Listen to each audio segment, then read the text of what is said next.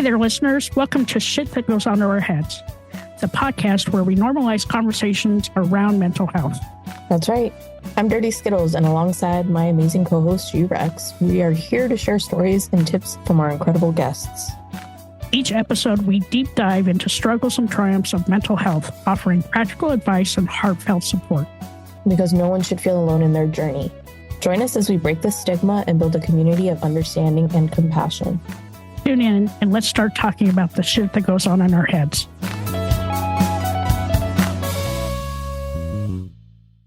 What a season, Rex. Oh my God, what a great season. And you know what? We got to start it off with our amazing friend, Regent.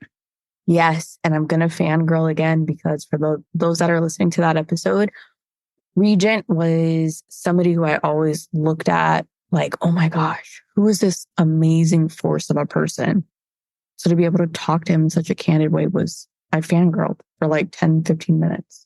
I know you did. And I loved this conversation about those fierce conversations and, having those conversations and not holding that stuff in, but actually like speaking to the person to get that message out. And since we recorded that episode, I've actually done that twice. And I'm going to tell you, it was absolutely freeing. That's awesome, dude. That's awesome. I'm so happy to hear that for you. There was another part of that I took away from listening to his story and him sharing his experiences with us was that sometimes those fierce conversations that you need to have are with yourself. Mm-hmm. Being able to listen to who you are in that moment, what's true to you, what is bothering you, how to deal with it. And if it includes having a conversation with somebody else, how to best prepare yourself for that. Yeah, I actually used it after I did some journaling, and I had journaled about something that was really bothering me and something I really needed to get off my chest. And when I finally built up the courage to have that conversation, it actually turned out better than what I thought it was going to be. Because, we have all that negative self-talk. We're trying to build up the courage to have that fierce conversation. But it was absolutely freeing to have that conversation and have it be honest and have it come from a place of, God, you know what? We just need to get this out in the open. Yeah, it's amazing how freeing that can feel. So I'm happy you got to have that. And he was such a gracious guest and just funny, a little bit of irreverent. Not as irreverent as you and I are, but, we try. We love you, Regent. And then we had the amazing Laurie, and the fact that she was able to figure out that she needed to take care of herself before she could take care of her kid. Right. And I think that it's hard to take note of that sometimes because we're either wrapped up too much into ourselves or we are completely invested into the wrong thing. So for her to be able to take the time, take care of herself so that she can show up properly for her daughter I was so happy to hear that. It was amazing. And the fact that she came up with that self-care checklist of of who to call, right? If you're the safety plan. The safety plan, knowing who to call when you're out of sorts or mentally or physically, have that list and just put it on your refrigerator. If I'm in crisis, who's going to be my first call? Yes. And developing not only one just for yourself, but for your family too. I remember saying in that episode, the one thing that would live on after we had that conversation was that I would make a safety plan. And I specifically wanted to have one for my child so that when they're older, they know that they don't always have to come to mom or dad. If they don't feel comfortable coming to mom or dad, there are other resources out there. And I think that to me is really important to take on and implement in our life. And I love the resources that she has put together for other moms who have teens that are going through mental issues, right? And she had that big symposium and, really cares deeply, about the community and because she's out there living it every day. Yeah. Huge. That was amazing. And just an amazing soul. She comments on every single one of our posts on Instagram. I love that about her. She reaches out after we send out our newsletters, letting us know that we're on the right path. And that, that's important to us too, is to make sure that we're delivering, good content for everybody so that you at least get something out of it. Yeah. Yeah, I know. That's what's important, right? It's like we get to have these conversations and live in that moment and selfishly ask the questions we want to ask. But I'm happy to know that there are people that are listening and that we are providing them real resources. So yeah, that's huge. That is huge. And then we had Andrea, and her episode couldn't come at a better time.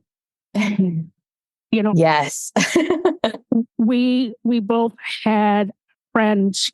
There were 2,200 of them that got all laid off at the same time. And her episode about looking for a job after you've been laid off and, taking care of yourself mentally, and her tips and tricks were so invaluable.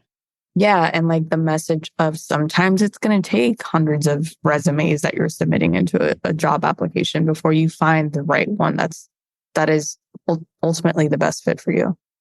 And making it fun, right? Not making it into a job, but making it fun. And also stepping away from the job search so that you can take care of yourself and your mental health.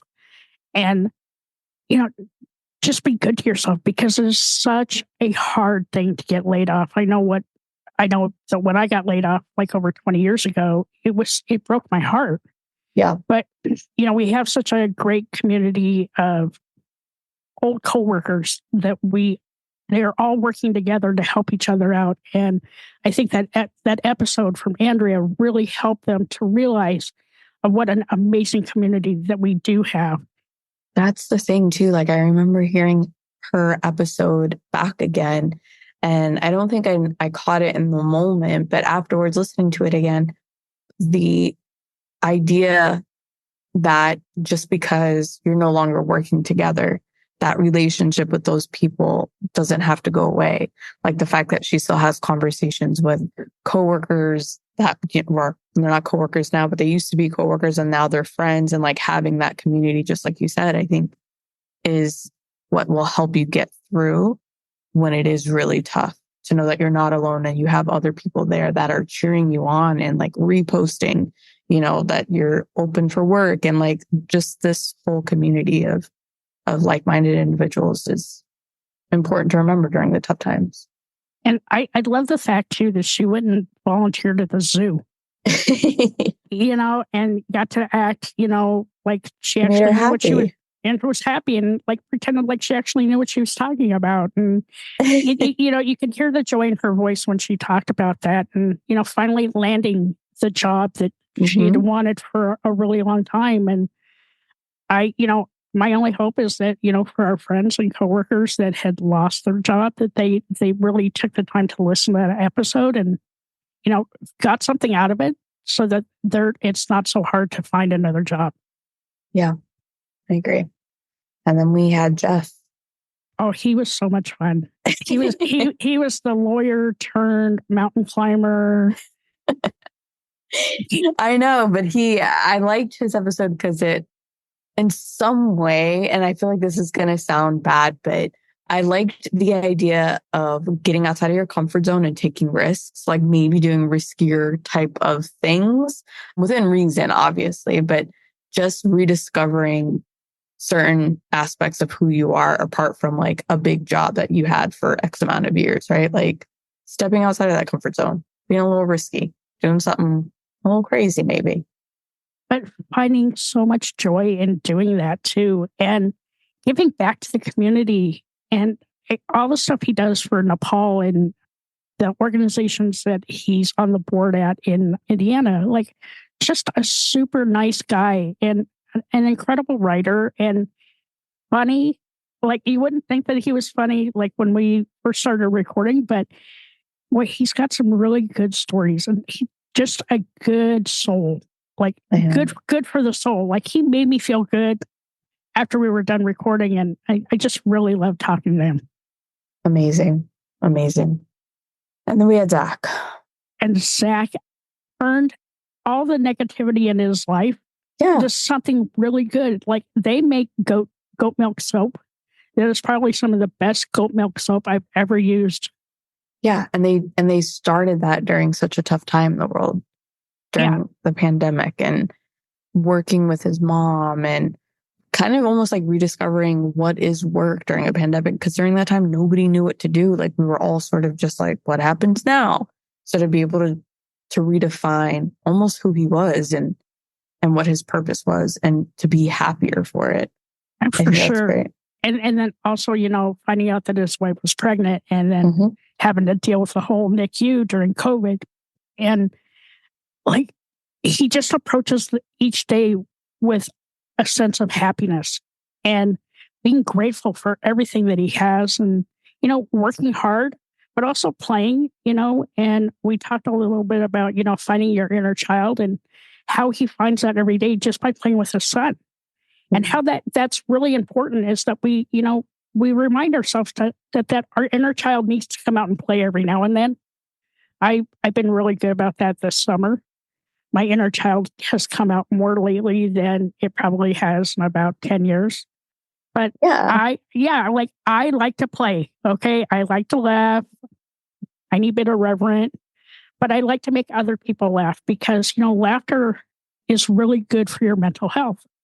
If you can find like even 15 minutes during the day, it helps transcend the rest of the day. It just really sets the tone. And that's really how this podcast started. It was some conversations that Dirty Skittles and I would have. A lot that didn't make it onto the podcast because they don't really need to be out in the world. But they did make us laugh. And it was a huge healer for me, right? So sharing our stories and laughing. And I'm so glad that, Zach came on and he was laughing and he got to tell us what it felt like to be a kid again. Yeah, I love that. And I guess to some degree, hearing you say like you're playing again, I think that's probably, I'm starting to do that a little bit more, I think, like with my crow feeders, because I will have pet crows that bring me trinkets. Only as long as you don't get attacked by the owl. Right. That's a story for another podcast, though. Oh, I can't help it that Harry Potter decided to come and visit you. So, that owl has definitely claimed my backyard, but we need to somehow get him out or it could be her. I don't know. But I need the crows and the ravens to come in and the owl to vacate. Yeah. If anybody has any ideas, not just. Yeah. If you have ways to eradicate the owl, please let us know. In a nice way. In a nice way. Not in a mean way. Just needs to be relocated. But then we had Jeff.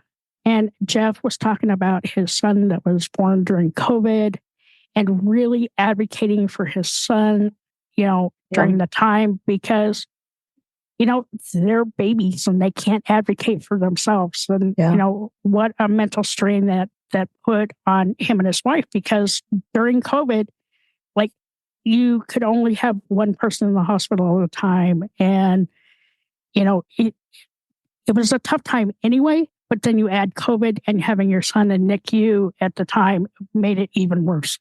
Yeah. And like him having to learn how to advocate for his child. But also one of my takeaways from that was just how well he learned to communicate with a significant other too, because during that tough time, you have to be able to be there for each other and tag team and be essentially a team to advocate for your child.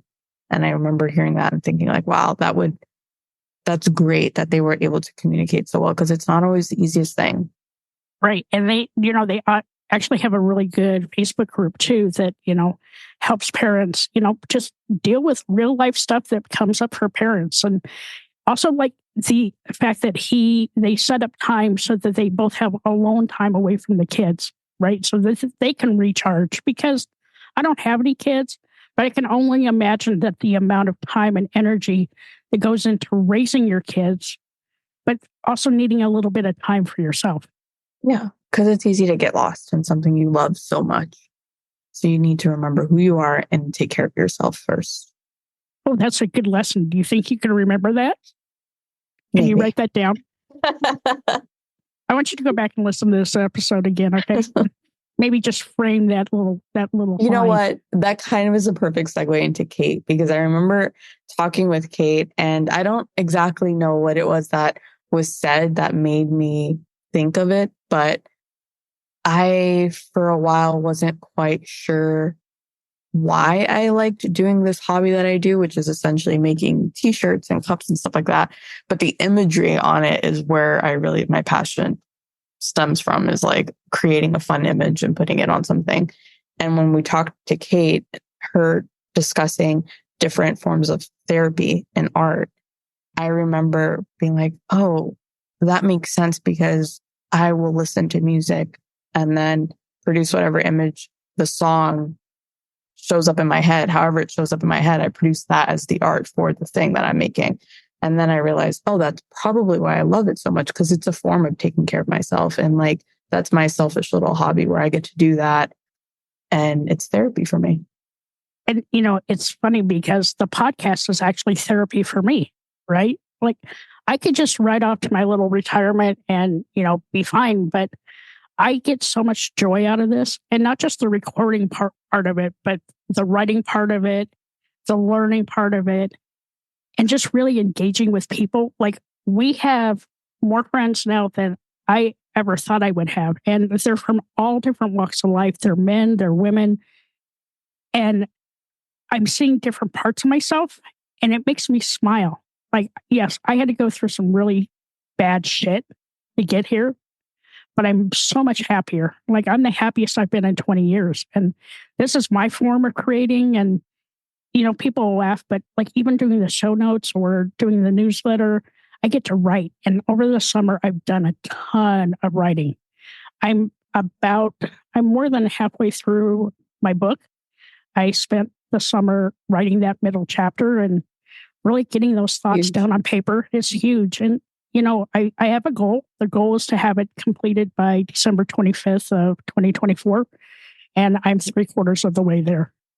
Nice. And so that's what Kate reminded me of, is like being creative, like getting that shit out of your head onto a piece of paper, or coloring, or being out in nature, or laughing.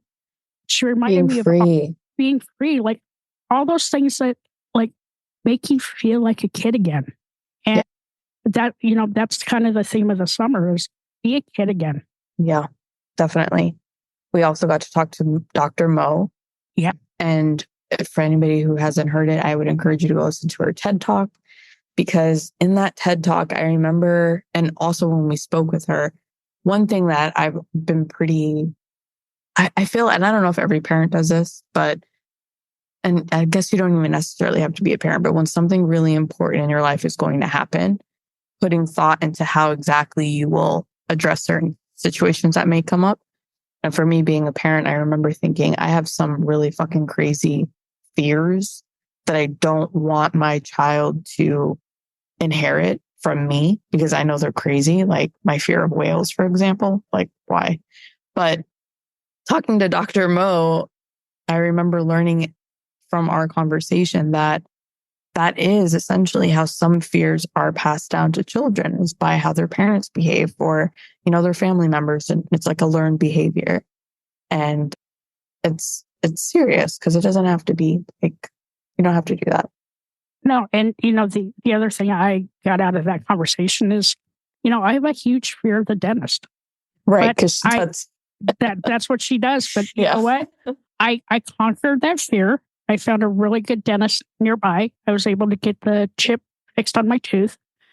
I liked him so much, I actually gave him a hug and thanked him, because I really do have I am deathly afraid of dentists, just because of things that have happened in the past.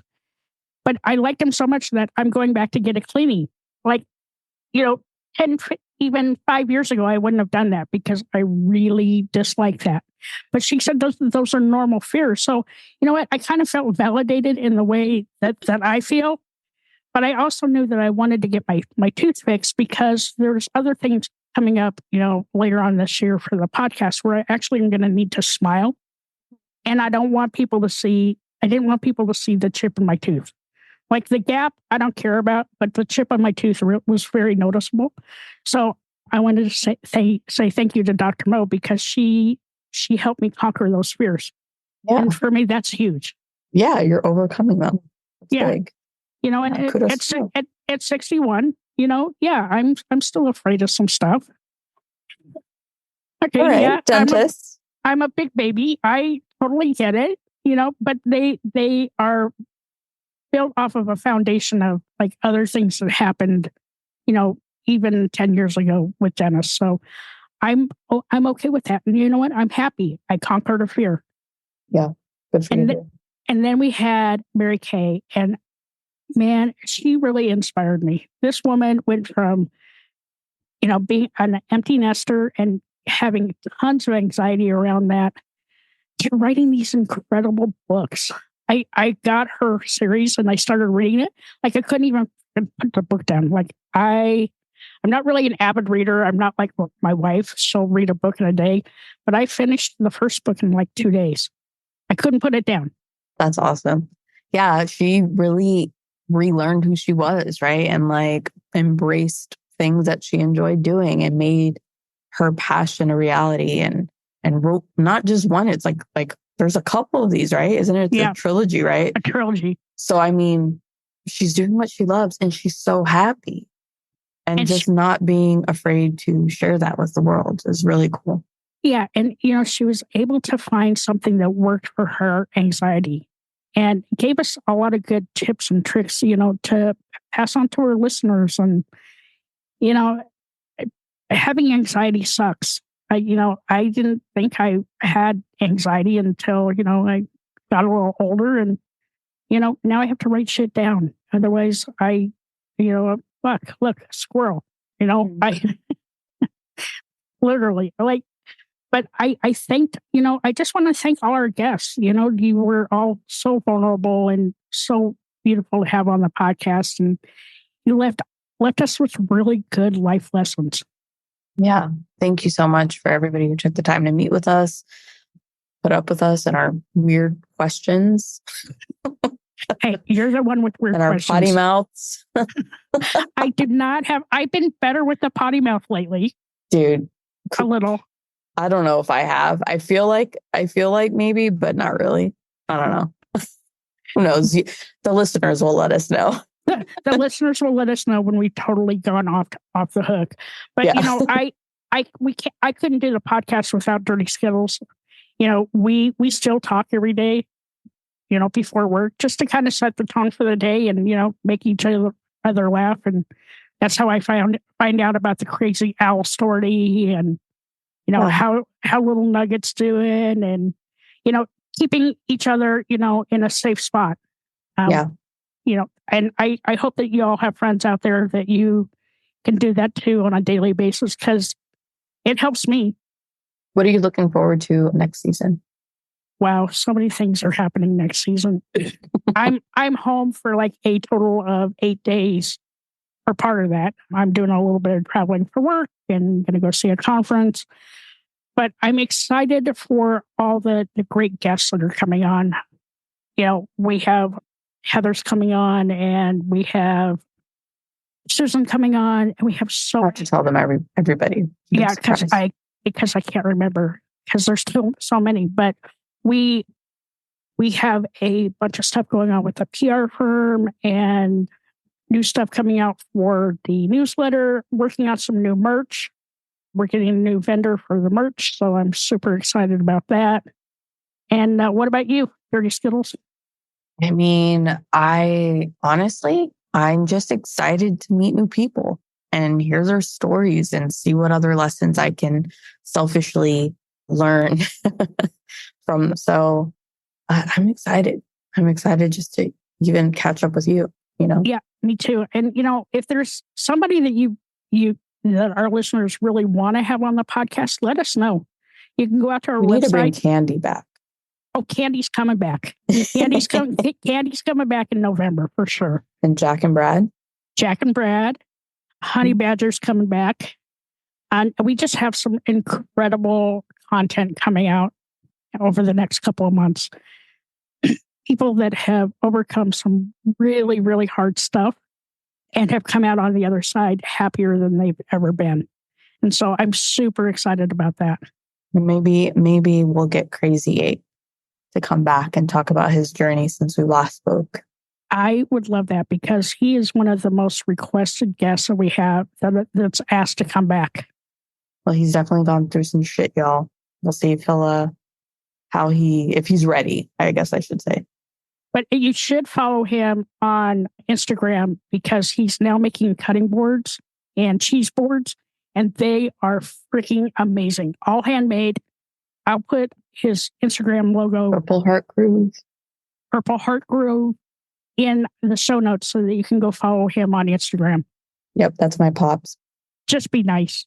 Just be nice, please. Hi, all. Thank you so much for listening to this episode. I'm G-Rex.